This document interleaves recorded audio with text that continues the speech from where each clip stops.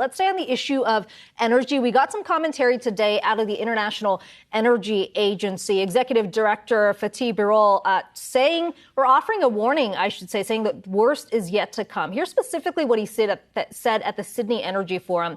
The world has never faced an energy crisis like this in terms of its depth and complexity.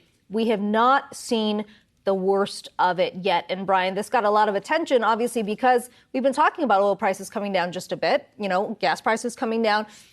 He's saying, look, the demand and the supply constraints that we're seeing are going to continue. And specifically, he highlighted Europe, saying the winter in Europe will be very, very difficult. Obviously, more capacity coming offline from Russia. We heard from him saying there's got to be more diversity in the energy source, and that's not just about fossil fuels, but renewable energy as well. Yeah, and I think that, the commentary from the IEA has gotten a lot of attention this morning, and rightly so. Anytime someone hears, well, it's going to get worse before it gets better, that's going to catch your attention. But I think we have to recognize that those comments are agnostic to the price of barrel of oil, right? That doesn't mean that it's, okay, well, oil prices are going to go down, because that could be good from an inflationary standpoint, even if it's bad for those that are actually pumping the oil. But I think the story right now is just exactly what you said. The equilibrium is resetting, and there's no reason why we should expect that equilibrium to be found anytime soon. And I think that's what perhaps the IEA is getting at when you consider what's going to happen if China shuts down again. You see the news headlines coming out of Shanghai with the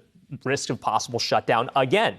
What happens if recession sinks demand in the United States, in the Eurozone? That's very much going to remain a part of the story as well, which is interesting because you kind of wrap all these things around the other headline we got this morning from OPEC, where they did not change their forecast for demand growth this year, right? No change in forecast for demand growth this year. They did say they expect further growth next year, but slowing growth. So we're talking about 2.7% more. But, they did highlight China as well, that they anticipate more demand coming out of China as we continue to see the recovery. Of course, as we've watched, it's a very unpredictable story with China because of the stop and go, especially around COVID. So something we're going to be watching closely.